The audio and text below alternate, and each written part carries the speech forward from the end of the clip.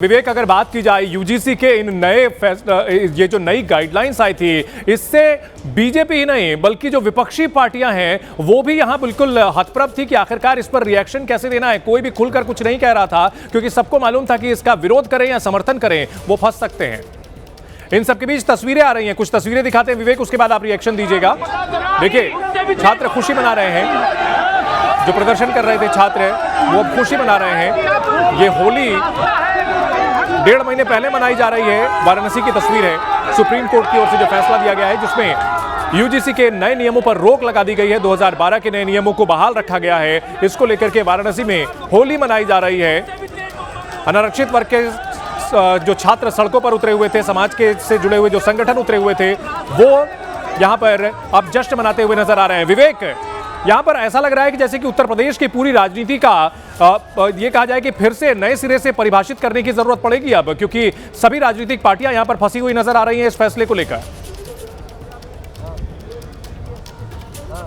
जी बिल्कुल, देखिए, जब से ये नियम के बारे में लोगों को पता चला था तब से लगातार राजनीतिक दल पूरी तरीके से असमंजस की स्थिति में थे। चाहे भारतीय जनता पार्टी की बात की जाए, चाहे कांग्रेस पार्टी की बात की, चाहे समाजवादी पार्टी की बात की जाए, सारी पार्टियां असमंजस की स्थिति में थी क्योंकि कोई भी शुरुआती तौर पर मुखर होकर के कुछ भी बोलने को तैयार नहीं था। हमने देखा कि समाजवादी पार्टी के एक प्रवक्ता ने अपने सोशल मीडिया पर एक पोस्ट लिखा और उसके थोड़ी देर बाद उन्होंने अपनी पोस्ट डिलीट कर दी और उन्होंने ये कहा कि जो समाजवादी पार्टी का वक्तव्य होगा वही हमारा वक्तव्य होगा। तब तक पार्टी लाइन क्लियर नहीं थी। फिर बाद में अखिलेश यादव का एक बयान आया कि किसी के भी साथ अन्याय नहीं होना चाहिए और किसी के भी साथ भेदभाव नहीं होना चाहिए। उसके बाद कहीं ना कहीं थोड़ी बहुत जो पार्टी लाइन थी वो सपा की क्लियर हुई और उसके बाद हमने देखा कांग्रेस पार्टी भी शुरुआती तौर पर बचती हुई नजर आ रही थी। फिर बाद में कांग्रेस पार्टी के अध्यक्ष अजय राय ने 2 दिनों पहले एक बात कही कि जिनके साथ भी अन्याय होगा वो उनके साथ खड़े होंगे और उसके बाद फिर कांग्रेस पार्टी के भी लोग 1-2 दिनों से बोलना शुरू किए थे, लेकिन उसमें भी जो सवर्ण जातियों से आने वाले लोग हैं सिर्फ वही इस पर मुखर होकर के बोल रहे थे। भारतीय जनता पार्टी की भी वही स्थिति रही क्योंकि भारतीय जनता पार्टी का कोई भी नेता कहीं भी कुछ भी बोलने को तैयार नहीं था। हालांकि जो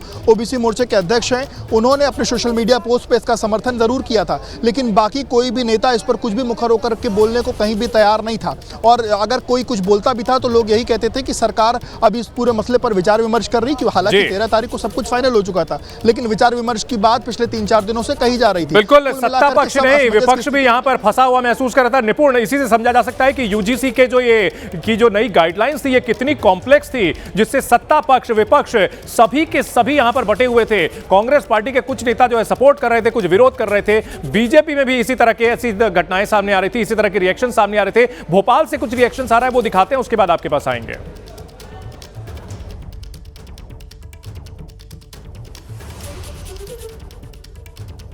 तरह से यूजीसी नियमों पर रोक लगाई गई है, इसको लेकर के जो लोग विरोध कर रहे थे वो अब खुशी जता रहे हैं। देश भर में हंगामा हुआ, जगह जगह प्रदर्शन देखने को मिले।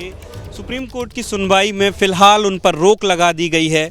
हम भोपाल की बरकतुल्लाह यूनिवर्सिटी में मौजूद हैं, छात्रों से बात करेंगे आखिर उनका क्या कहना है। आपको क्या लगता है, फिलहाल जो सुप्रीम कोर्ट है उसने रोक लगा दी है यूजीसी के नए नियमों पर? जी, मेरे हिसाब से सही किया उन्होंने, क्योंकि देखिए यूनिवर्सिटी में एक तो एंटी रैगिंग भी है और दूसरा यूजीसी लाने से बहुत सी चीज़ें दिक्कतें हो जाएंगी। एंटी रैगिंग का काम भी यूजीसी के तहत ही है, लेकिन उसमें चेकिंग होती है क्या गलत हुआ क्या नहीं। यूजीसी में बहुत सी चीज़ें जो है गलत हैं। एक तो जो कंप्लेन करते हैं बच्चे, अगर गलत हुए तो उनमें उनके खिलाफ भी कंप्लेन होनी चाहिए। और दूसरा ये है जो कमेटी बैठती है तो उसमें स्वर्ण वर्ग के भी जो कमेटी के अध्यक्ष हों वो भी रखने चाहिए। अगर इसमें ये 2-4 चीज़ें सुधार हों तो इसके लिए हम भी सहयोग करेंगे। और यूजीसी नहीं लागू होना चाहिए क्योंकि हम यूनिवर्सिटी में पढ़ते हैं। अगर बचपन से ही अपन यही देखेंगे, जातिवाद देखेंगे, तो अपन के मन में यही रहेगा, आगे जाके हम ज़िंदगी नहीं जी पाएंगे, जातिवाद दिमाग में भरा रहेगा।